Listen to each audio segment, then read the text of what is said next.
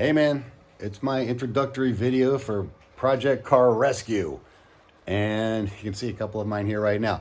In this video, I just want to talk about why I started this channel and what I plan to do on this channel and why you might want to join me and have some fun with this stuff as well. What I'm thinking is there's probably other guys out there like me that have project cars that have been sitting around for years. Maybe you're working on them, maybe you're not. I work on mine, I never seem to finish them.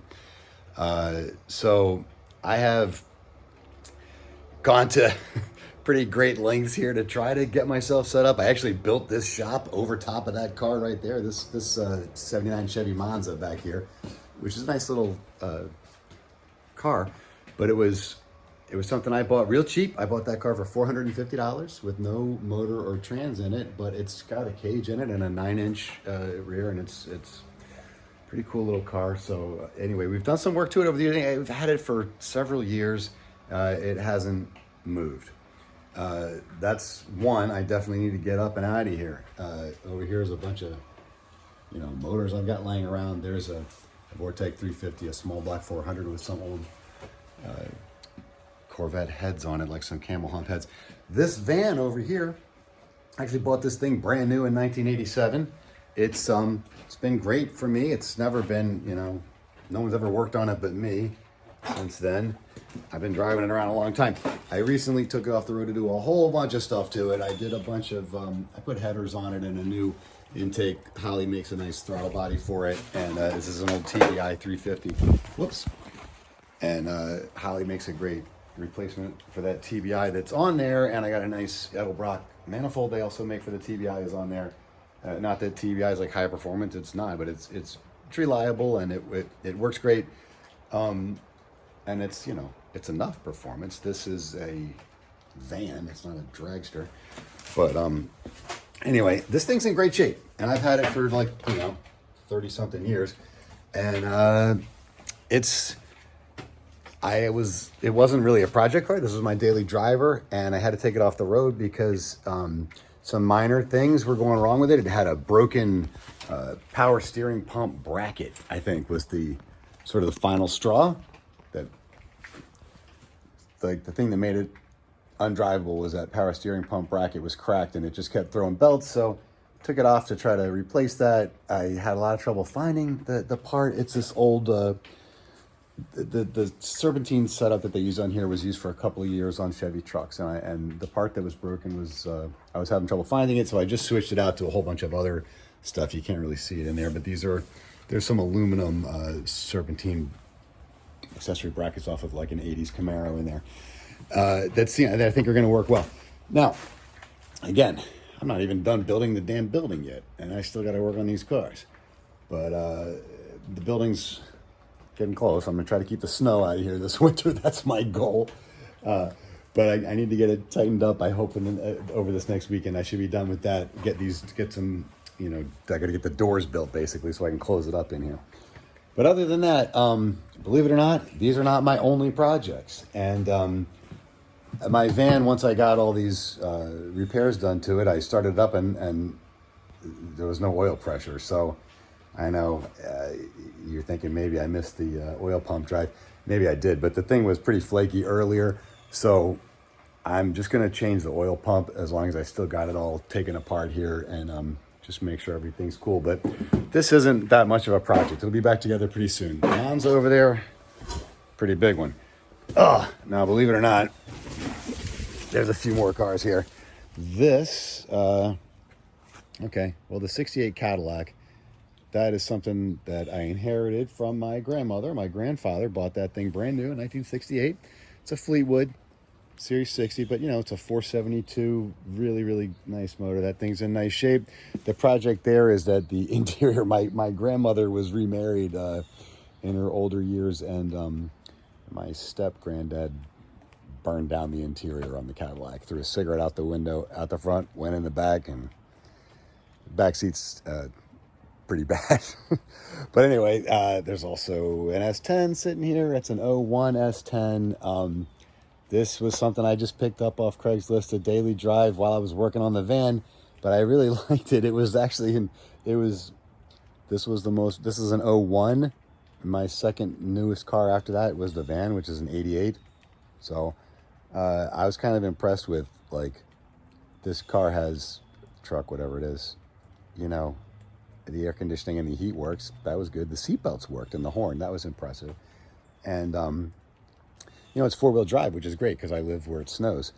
And so anyways, I drove this thing around for a year and a half, and then it blew a head gasket. So I got the parts in there. It's sitting here waiting for me to do the head gasket on it, but I need to get the van out of the shop there, this is what it looks like from the outside. It looks small from the outside. It's actually, the back wall is actually twice as wide as the front wall, so it kind of opens up in there. So anyway, there's the Caddy. I got some cars out here that are, what do we got? This is what I get for a daily driver now, which is awesome. This is a 11 Camaro. No complaints about that, other than that it's really quiet. And if I didn't have a lot of other stuff to do, I'd put headers and exhaust on this, because they do make some really fancy headers and high flow cats and the whole deal for it. But it's, $3,000 or $4,000 to get into that. And honestly, I have no excuse to spend that money, because there's nothing wrong with that car. It has 20,000 miles on it. It runs great. This is my son's Mustang. Another great running car. These are our daily drivers, but he has lots of plans with things to do to this car too. This is a V6 5-speed. It does have headers and dual exhaust and some other intake and some stuff that makes it a little more, get some more power out of it. It's a great car. In fact, him buying that car and letting me drive it a little bit was the reason I went ahead and bought this car, because I realized it's going to be a long time before I got to drive any of these other ones once I got my act together. So that brings us to the last one on the list here, but maybe the one that has been here the longest. The van's been here forever, but this is a project that I bought like 10 years ago, and I put a motor and a transmission in it, and then there were some other issues that I still haven't fixed. So let's see what it looks like. Yeah, this is my favorite one out of all these cars for sure. Some extra oil filters and stuff there. This thing, when I bought it 10 years ago, it was in this primer. It's a 68 Nova. It's very cool. It's pretty well stripped out. The funny thing about this car, obviously that's not an original seat, but the funny thing about this car was that it was actually in really good shape, man. And the guy, I always feel like this must have been somebody's granddad's car in 1968, because this dude ordered this car with a deluxe interior, air conditioning, and 225 straight six and a 3 on the tree. So it's like all the comforts and none of the performance that you could get in a Nova that year. But because it has air conditioning, you can't put a big block in it unless you take the AC thing out, which is over there on the side. Got some crap leaning up against the front of it, so I can't even get to it. But let's see what we got here. So yeah, there's my old. It's a Chevy too. See, 68. Last year they put that on them. But yeah, it's good in there. The motor runs great. This is this motor I picked up off a guy on Craigslist, because he had it in a project car that he got rid of. He kept the motor for some reason, and I think I paid the guy $170 for this engine back then. I have had this thing running and driven it around a little bit, and the engine runs great. There's nothing wrong with it. The guy just wanted it out of his driveway. So, yeah, I mean, it came complete with the Holly. I think it's just a 600 or something on there. It needs a bigger car. But anyway, that's trans cooler sitting up on top, because this car was a manual, so there was no trans cooler in the radiator or anything. So anyways, this is the one that really got me started on this whole journey, and this is the reason that I need to complete this project. I mean, this whole series of projects.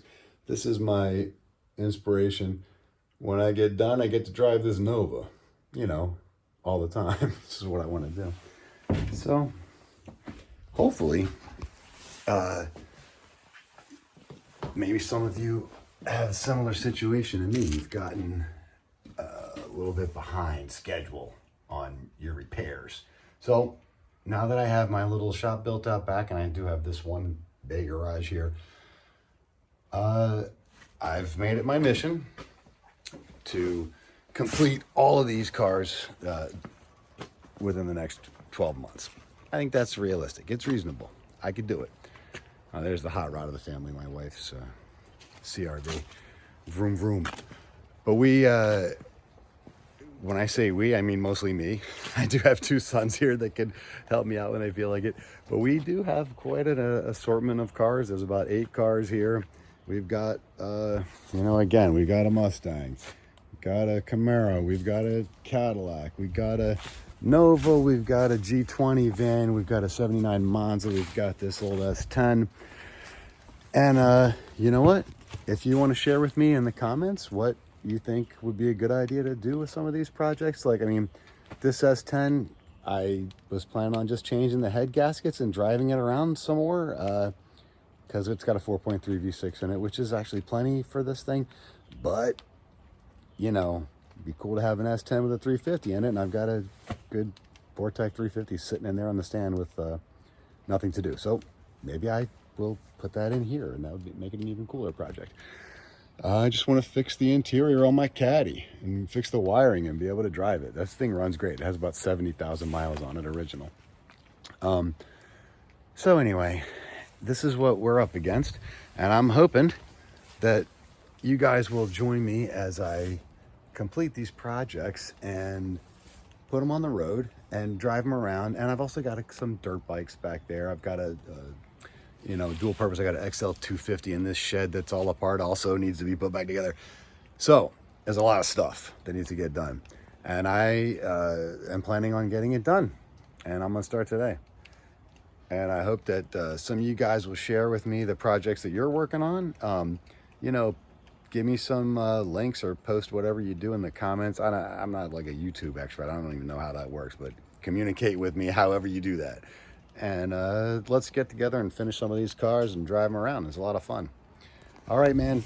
Whoops. I'm gonna learn how to hold this camera steady after a while too. All right, so there we go. Let's get started.